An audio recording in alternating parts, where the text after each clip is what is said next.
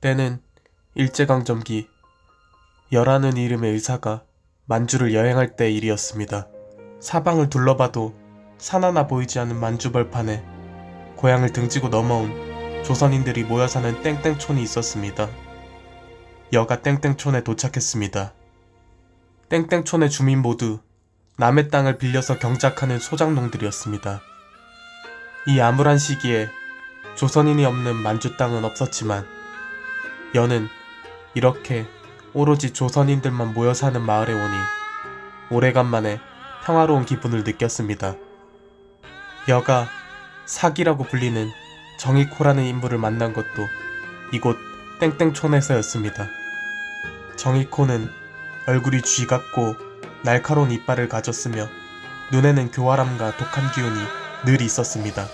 그리고 나이는 20에서 많게는 40까지 볼 수 있을 정도의 미묘한 사람이었습니다.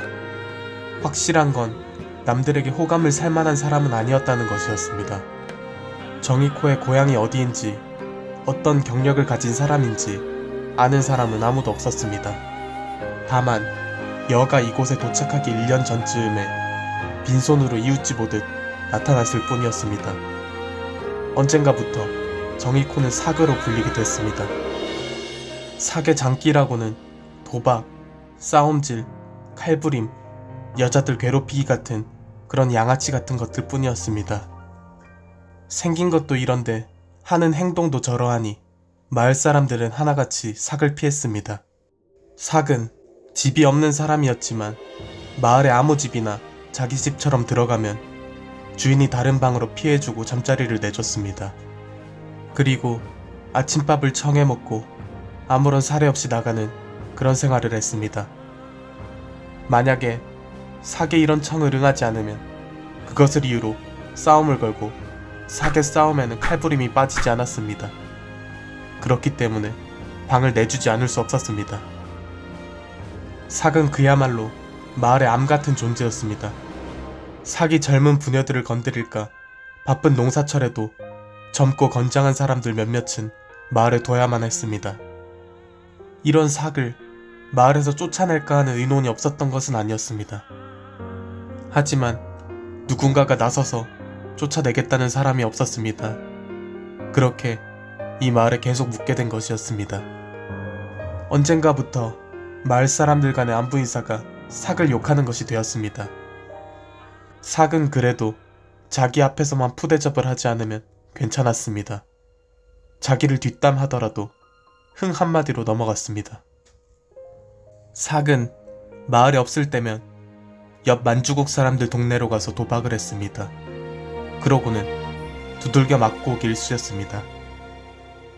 하지만 그런 때에도 들어줄 사람도 없겠지만 동네 사람들에게 하소연하는 일도 없었습니다. 여가 땡땡촌을 떠나기 하루 전날이었습니다. 송첨지라는 노인이 그 해에 자란 작물을 가지고 만주국 지주에게 다녀왔습니다. 하지만 갈 때와는 다르게 올 때는 나귀에 묶여 죽은 채로 왔습니다. 그것도 두들겨 맞았는지 온갖 곳이 멍들고 부러져 있었습니다. 온 마을 사람들이 송첨지의 시체를 보고 비탄에 잠겼습니다. 그러고 나서 지금 당장이라도 지주마을로 쳐들어갈 듯 흥분했습니다. 하지만 그뿐 이번에도 용감히 나서는 사람 하나 없이 주변만 쳐다볼 뿐이었습니다. 여는 시체를 검시하고 돌아가는 길에 삭을 만났습니다. 이런 날에도 한심하게 돌아다니는 삭의 꼴을 보니 여는 화가 났습니다. 여가 삭에게 이 거머리 같은 놈아 송첨지가 죽은 줄 아느냐 하고 말했습니다. 삭은 지금까지와는 다르게 비참한 표정을 짓더니 고개를 숙이고 저쪽으로 사라졌습니다. 여는 방으로 돌아와 잠자리를 청했지만 잠에 들 수 없었습니다. 고향 땅에서 만리밖까지 떠나와서 이런 취급을 당하는 우리 민족의 가엾음을 느꼈습니다. 다음날 아침이었습니다. 문 밖에서 여를 깨우러 온 사람의 다급한 소리가 났습니다. 나가보니 마을 밖에서 삭이 피투성이가 돼서 죽어있다는 것이었습니다. 여는 삭이라는 소리에 눈살이 찌푸려졌지만 의사된 도리로 가방을 챙겨 삭에게 갔습니다. 삭이 박고랑의 허리가 뒤로 부러져서 누워 있었습니다. 하지만 아직 죽지는 않은 상태였습니다. 여가 겨우 처치를 하자 삭이 정신은 차렸지만 숨은 위태로웠습니다. 삭이 지주놈의 집에 다녀왔다고 말했습니다. 마을 사람들 아무도 나서지 못했지만 그 불안당 같던 삭이 홀로 용기를 낸 것이었습니다. 그러고는 보고 싶어요 붉은 산이 그리고 흰 옷이 하고 겨우 한마디 했습니다.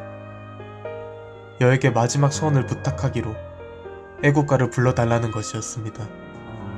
여는 고개를 끄덕이고 동해물과 하고 선창하기 시작했습니다. 그러자 주변에 둘러서 있던 마을 사람들도 따라 불렀습니다. 만주벌판으로 숭엄한 코러스가 울려나갔습니다. 노래를 듣는 정이코의 몸이 서서히 굳어갔습니다. 붉은 산은 1932년에 김동인이 발표한 소설로 어떤 의사의 숙이라는 부제를 갖고 있는 소설입니다. 작품 속의 정이코의 별명을 왜 삭이라 했을까 고민해보니 그 당시에 우리나라 땅에서 흔히 볼 수 있는 맹수였기 때문에 그랬던 것 같습니다. 그와 더불어 삭은 생김새는 고양이와 닮아 인간과 잘 어울릴 것 같으면서 그렇지 않습니다. 그렇기 때문에 정이코의 성향과도 잘 어울리는 별명이었던 것 같습니다. 정이코가 죽기 전 찾는 흰옷은 백예민족이라 불리던 우리 민족을 상징할 텐데 산은 하필 붉은 산이라 했을까 찾아보니 여러 의견들이 있었습니다. 단풍이 물든 산, 민족의 붉은 피로 물든 산, 그리고 수탈로 헐벗은 민둥산이기 때문에 붉은 산이라는 이유들이 있었습니다. 어찌됐건 고향 땅을 상징하는 건 확실한 것 같습니다. 산과는 어울리지 않다고 생각이 드는 붉은색으로 산을 형용하니 더 인상적이었던 제목과 소재였습니다. 제가 소개해드리는 작품은 저작권이 만료가 된 소설이라 전문을 쉽게 구해보실 수 있습니다. 짧은 소설이니 한번 직접 다시 읽어보기를 권하면서 이상 김동인의 붉은 산이었습니다. 구독과 좋아요는 큰 힘이 됩니다. 시청해주셔서 진심으로 감사합니다.